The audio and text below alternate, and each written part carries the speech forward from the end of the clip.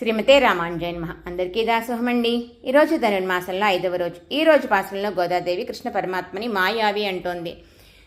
పరమపదంలో ఉండే పరమాత్మ తన ఇచ్చ చేత జన్మని పొంది నందవ్రజం చేరి అక్కడ చేసిన నవనీత శౌర్యం మొదలైన పనులన్నీ కూడా చూస్తే మనకి ఎంతో ఆశ్చర్యంగా అనిపిస్తుంది కదా. అందుకే మాయావి అంటోంది. ఇదిగో తనకి అందకుండా పైన ఎక్కడో పెట్టిన వెన్నకొండలోని వెన్నని చక్కగా నిచ్చెని ఎక్కి మరీ ఆరగించేస్తున్నాడు కృష్ణ పరమాత్మ. అటువంటి పరమాత్మకి మనం పరిశుద్ధమైన పుష్పాలు సమర్పించాలి అంటోంది. అంటే అహింస, ఇంద్రియ నిగ్రహం మొదలైన అష్టవిధ పుష్పాలు. ఇవిగోండి, ఈ పుష్పాలు 8 పెట్టడం జరిగింది ఇక్కడ.